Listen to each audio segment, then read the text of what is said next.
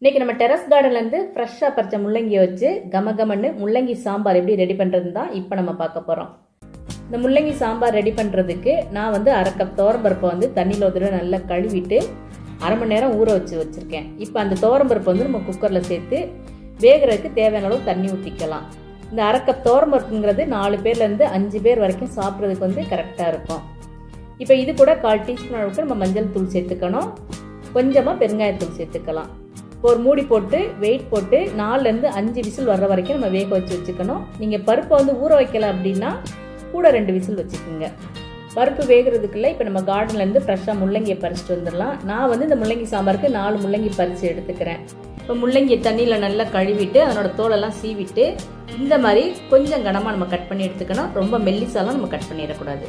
பருப்பு 4 விசில் ஸ்டீமெல்லாம் நல்லா அடங்கிருச்சு. இப்போ நம்ம குக்கர் மூடியை திறந்து பருப்பு நல்லா வெந்துருச்சாங்கிறத செக் பண்ணி பார்த்துப்போம். பருப்பு நல்லா குழஞ்சிருக்கு. சாம்பாருக்கு பருப்பு இந்த மாதிரி இருந்தால் தான் சாம்பார் நல்லாயிருக்கும். உங்களுக்கு அந்த மாதிரி பருப்பு வேகாமல் இருக்குது அப்படின்னா ஒரு மத்து வச்சு இல்லை ஒரு ஸ்மாஷர் வச்சு நீங்கள் நல்லா ஸ்மாஷ் பண்ணிவிட்டு அதுக்கப்புறம் சாம்பாருக்கு யூஸ் பண்ணிக்கிங்க. இப்போ நம்ம தனியாக எடுத்து வச்சிடலாம். இப்போ நம்ம சாம்பார் ரெடி பண்ண ஆரம்பிச்சிருவோம்.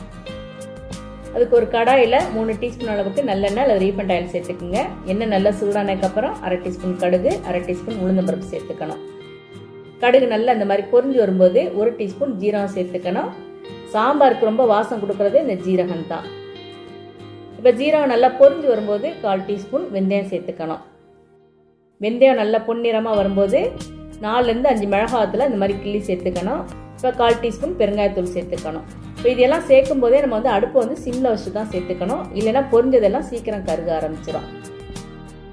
இப்போ இது கூட 10லேருந்து 15 சின்ன வெங்காயம் சேர்த்துக்கலாம். நறுக்கியும் சேர்த்துக்கலாம், முழுசாகவும் சேர்த்துக்கலாம்.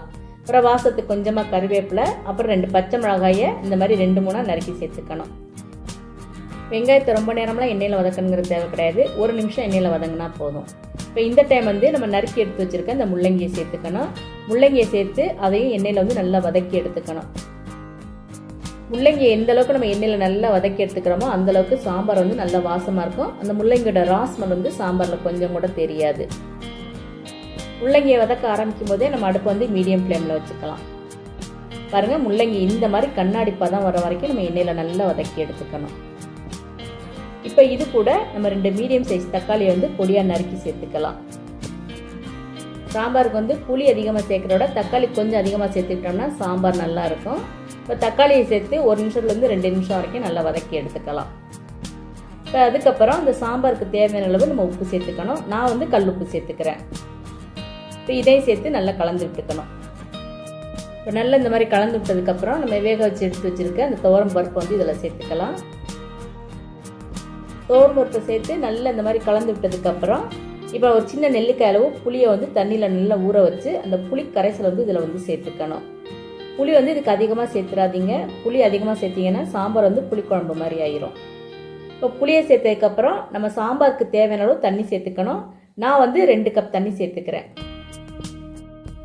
புளிக்கரைசல் சேர்த்ததுக்கப்புறம் அந்த புளியோட ராஸ்மெல்லும் போகணும். அதே மாதிரி நம்ம சேர்த்த வெங்காயம், தக்காளி, இந்த முள்ளங்கி இதெல்லாம் நல்லா வெந்து வரணும். அது வரைக்கும் இதை நம்ம நல்லா வேக வச்சு எடுத்து வச்சுக்கணும். அடுப்பை நம்ம மீடியம் ஃப்ளேம்லேயே வச்சு இதை வேக வச்சு எடுத்துக்கலாம்.